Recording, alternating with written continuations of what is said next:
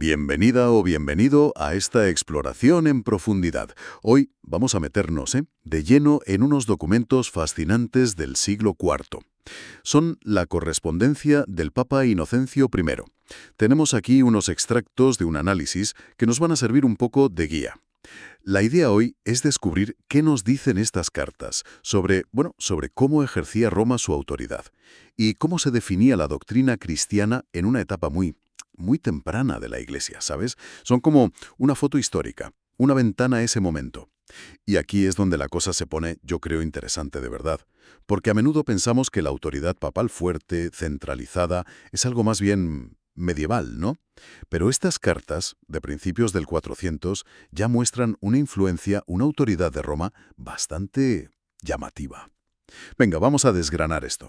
Para empezar, para situarnos bien, ¿qué tipo de cartas son estas? Porque el análisis dice que no eran notas personales. Ni mucho menos. No, no, para nada.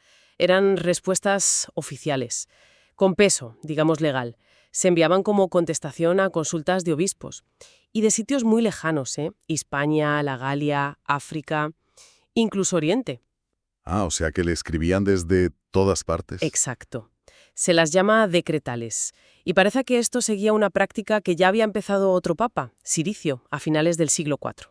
Entiendo. Y esto es crucial, ¿eh?, para entender la importancia de estos textos. Piensa en las comunicaciones de la época. Que obispos de sitios tan lejanos se molestaran en escribir a Roma para preguntar sobre fe, sobre sacramentos, sobre disciplina interna, eso ya dice mucho. Claro. Y que Roma respondiera no solo opinando, sino dando directrices claras, con autoridad, pues nos indica algo clave sobre cómo se veía la sede romana ya en el siglo V. ¿Y qué nos indica exactamente? ¿Qué percibían ellos? Pues nos muestra que para muchos Roma ya era vista como una referencia fundamental, como una especie de árbitro, ¿sabes? O incluso un tribunal de última instancia para temas doctrinales y de práctica. Esta correspondencia no era un simple intercambio de ideas, era, en la práctica, un modo de ejercer el primado. El primado. Sí, esa autoridad especial que Roma reclamaba basándose en su conexión con Pedro, claro. Entiendo. O sea, que las cartas eran casi como legislación eclesiástica temprana. O clarificaciones con autoridad. Vale. Y entrando ya en el contenido, ¿de qué hablaban? ¿Qué temas salían? El análisis destaca varios puntos doctrinales que estaban, al rojo vivo. Menciona, por ejemplo, la controversia con Pelagio. ¿Nos puedes recordar un poco quién era y qué defendía? Claro, Pelagio era un monje, parece que de origen británico, y sostenía ideas que, chocaban con la doctrina que se estaba consolidando. Lo principal, negaba el pecado original, o sea, que el pecado de Adán se transmitiera a todos. Ajá. Y como consecuencia, pues cuestionaba que fuera necesario bautizar a los bebés, porque, según él, nacían limpios. Creía más en la fuerza de voluntad para salvarse. Vaya. Y frente a eso, Inocencio I se opuso firmemente, ¿no? ¿Se plantó? Sí, totalmente. Pero, ¿cómo? ¿Fue solo una condena? ¿Un Pelagio se equivoca? ¿Punto? ¿O hay más chicha en las cartas? Fue bastante más allá. El análisis cita una frase muy reveladora. Es de una carta a los obispos del norte de África del 417. Les dice algo como, desde el principio la Iglesia ha enseñado que incluso los niños deben ser bautizados para ser liberados de la antigua condena, la del pecado original, claro. Vale. Va a decir una buena cantidad. Sí, pero lo interesante no es solo la afirmación, es el tipo de argumento que usa. ¿A qué te refieres? ¿Cómo lo argumenta? Pues que Inocencio no presenta el bautismo infantil como si fuera una opinión suya o una idea nueva. Al contrario, lo enmarca como la confirmación de una práctica, una creencia. Que él considera parte de la tradición apostólica. Ah, claro. Una costumbre desde los inicios de la Iglesia. Y recalca, esa tradición está avalada por la autoridad de Roma. Se posiciona, por tanto, como el guardián de la fe recibida, frente a lo que él ve como una innovación peligrosa de Pelagio. O sea, el defensor de la ortodoxia tradicional frente a las novedades. Muy claro. El análisis también dice que hay otros temas recurrentes en sus cartas. Por ejemplo, la penitencia, la reconciliación sacramental, poner orden ahí. Y parece que también insistía mucho en la reverencia a la Eucaristía. y en la vida recta del clero. Efectivamente. Y justo sobre eso, sobre la disciplina sacramental, hay algo muy interesante que se intuye en sus escritos. Aunque la fórmula exacta, la expresión ex opere operato, tardaría siglos en llegar. Espera, ¿puedes explicar brevemente qué es eso, ex opere operato, y cómo se ve en Inocencio? Sí, claro. Ex opere operato significa literalmente por la obra realizada. Es la idea teológica de que la eficacia de un sacramento, como el bautismo o la Eucaristía, viene del propio acto de Cristo. No depende de la santidad personal del cura que lo administra. ¿Entiendes? Ya, la fuerza está en el sacramento mismo. Eso es. Pues bien, aunque Inocencio no usa esa palabra, esa idea ya está ahí, se percibe. Por ejemplo, en una carta importante a Decencio, el obispo de Gubbio, en Italia, hacia el 416. Al hablar de quién puede administrar sacramentos y cómo, se nota que la convicción es esa. El poder reside en Cristo y en la acción de la Iglesia, no en la dignidad del ministro. Fascinante. Y esto es crucial. Sienta bases muy importantes para toda la teología sacramental posterior en Occidente. Qué bueno ver cómo se perfilan esas ideas tan pronto. Has mencionado Italia, África. El análisis insiste mucho en la autoridad universal de Roma ya en esa época. ¿Cómo se veía eso en la práctica?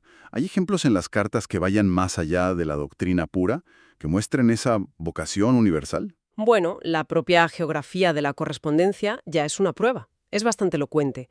Ya hemos dicho África, donde apoyó a gente como San Agustín contra Pelagio, Sí. pero es que la influencia de Roma, o al menos su voluntad de intervenir, no se quedaba en Occidente.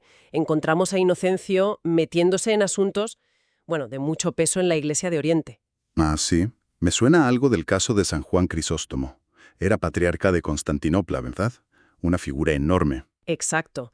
El Boca de Oro, por su elocuencia, una figura importantísima, pues Crisóstomo tuvo líos gordos con la corte imperial, con otros obispos, y lo acabaron deponiendo, de forma bastante injusta, en un sínodo local. Vaya. Y según el análisis de las cartas, Inocencio I, desde Roma, Intervino. intervino. ¿Y qué hizo? ¿Mandó una nota de preocupación? Hizo bastante más, ¿eh? Escribió cartas defendiendo a Crisóstomo, defendiendo su inocencia. Y lo más fuerte, se negó en rotundo a reconocer la validez de esa sentencia de deposición del Sínodo Oriental. Ostras. Antuvo una comundiura como Crisóstomo. Presionó para que se revisara el caso. Eso sí que es una intervención. Potente. Constantinopla no era cualquier sitio. Era la capital del Imperio de Oriente. Un centro eclesiástico brutal. Que el obispo de Roma se atreviera a meterse así, en un lío interno de Constantinopla, apoyando al patriarca depuesto, eso dice mucho. Dice muchísimo, sí.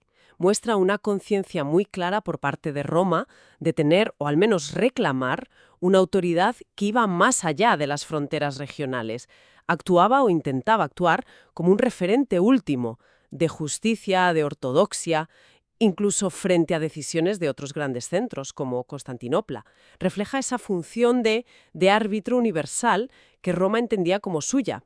Aunque, ojo, no siempre le hicieran caso a la primera, ¿eh? La historia es compleja. Claro, claro. Entiendo la magnitud del gesto. Y volviendo la mirada a Occidente, a casa digamos, el análisis menciona también una carta a Imerio, obispo de Tarragona, aquí en España. ¿Qué le decía Inocencio al obispo de Tarragona? También temas doctrinales. Parece que esa carta iba más por la línea de reafirmar normas de disciplina. Disciplina del clero. En particular, insistía en el celibato sacerdotal, que se estaba consolidando en la Iglesia latina por entonces. Ajá.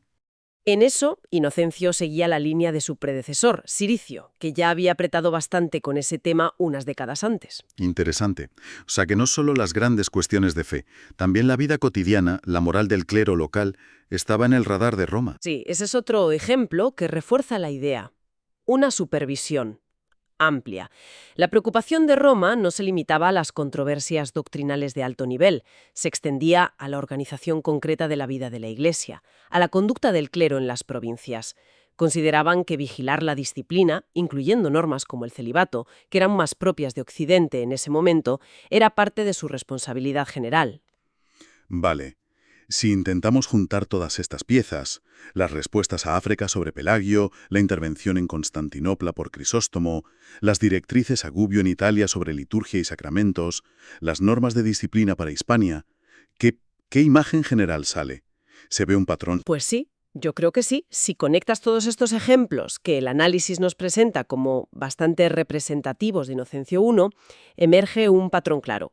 Vemos que ante crisis doctrinales graves, como la de Pelagio, que amenazaba con dividir la Iglesia, o ante conflictos eclesiásticos potentes, como la deposición de Crisóstomo, o incluso ante dudas más prácticas, ¿no?, sobre la liturgia, sobre las normas para los curas, pues diferentes partes de la Iglesia, desde sitios muy distintos geográfica y culturalmente, miraban a Roma. ¿Y qué buscaban al mirar a Roma? ¿Una opinión más? Buscaban, por lo que se ve en estas cartas, una guía doctrinal con autoridad, o una sentencia que resolviera un conflicto, o una confirmación de cuál era la práctica correcta, la tradicional. Ojo, no significa que siempre aceptaran las directrices sin más, ¿eh? Resistencias y conflictos de poder siempre ha habido, claro. Pero el mero hecho de que acudieran a Roma, de que consideraran necesario consultar o apelar al obispo de Roma, eso es enormemente revelador.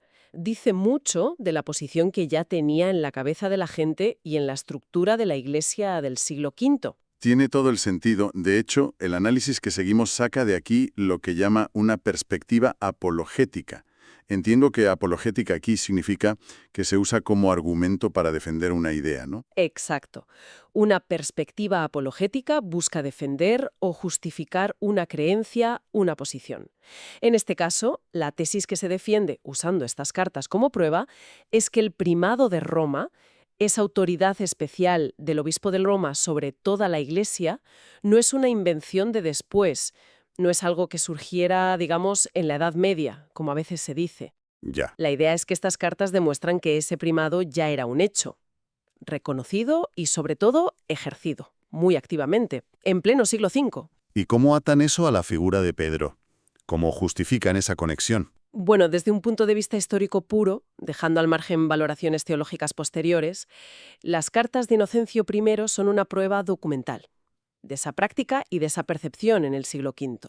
Muestran empíricamente que obispos, sínodos, acudían a Roma. El análisis sugiere que la razón de fondo era reconocerle una autoridad especial al obispo de Roma, derivada de su conexión única con Pedro, la roca de la Iglesia según los Evangelios. Claro. De hecho, el análisis incluso cita las palabras de Jesús a Pedro en Lucas. Yo he rogado por ti para que tu fe no desfallezca. Y tú, una vez vuelto, confirma a tus hermanos. Sí, Lucas 22:32. Pues la interpretación que se da es que la actuación de papas como Inocencio al intervenir para confirmar la fe, corregir errores, se entendía, o ellos mismos la entendían, como un cumplimiento de ese mandato a Pedro y sus sucesores. Muy claro. Entonces, si tuviéramos que resumir mucho, ¿qué significa todo esto?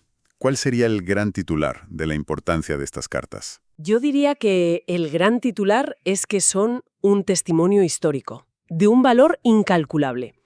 Nos permiten asomarnos no con teorías de siglos después, sino con documentos de la época a cómo se entendía y sobre todo cómo se ejercía la sucesión apostólica en Roma, ya en el siglo V. Vemos que esa sucesión no era un título honorífico y ya está. Se traducía en una voz muy activa. Una voz que enseñaba doctrina, dictaba normas, intervenía en conflictos, locales y universales. Y todo con el objetivo, al menos el declarado, de garantizar la unidad de la fe. La comunión entre todas las iglesias por el imperio y más allá. Fantástico resumen. Entonces, recapitulando un poco nuestra exploración de hoy sobre Inocencio I y sus cartas, nos quedamos con varias ideas clave. Primero, son documentos oficiales del siglo V, decretales, respuestas normativas. Segundo, tocaron temas doctrinales cruciales, como la polémica con Pelagio sobre el pecado original, pero también disciplina, clero, sacramentos, liturgia. Y tercero, y quizás lo más llamativo, revelan un ejercicio práctico de autoridad papal a una escala sorprendentemente universal para la época. Vemos conexiones con Hispania, Galia, África, hasta Constantinopla, mucho antes de lo que a veces imaginamos del papado medieval. Efectivamente, son, como decías al principio, una ventana privilegiada. Nos dejan ver cómo se concebía y se intentaba vivir la unidad de la Iglesia y qué papel se le daba a Roma en eso, en una época tan temprana, tan formativa, el siglo V. Y esto, casi inevitablemente, nos lleva a una reflexión final, que quizás va un poco más allá de la historia pura. Adelante, lanza esa reflexión, a ver qué nos dejas pensando. Si piensas que en aquel siglo V, con unas limitaciones de comunicación brutales, cartas que tardaban semanas, meses, si llegaban, la autoridad se ejercía y se intentaba mantener la unidad doctrinal y disciplinar en gran medida así, por escrito, cabe preguntarse, ¿no?, cómo las herramientas que tenemos hoy de comunicación instantánea, global, en el siglo XXI, cómo podrían estar transformando o quizá desafiando la forma en que se ejerce esa misma función, la de mantener la unidad doctrinal, disciplinar, en una comunidad mundial tan enorme y diversa como la actual. Lo facilitan, lo complican, lo redefinen por completo. Es algo sobre lo que, bueno, sin duda merece la pena darle vueltas. Una pregunta excelente, sí señor, y muy pertinente hoy en día. ¿Cómo la tecnología impacta y redefine las formas de autoridad y cohesión a lo largo de los siglos? Con esa cuestión tan interesante, concluimos nuestra inversión de hoy en las cartas de Inocencio I y en todo lo que nos cuentan sobre la Iglesia y el poder en el siglo V.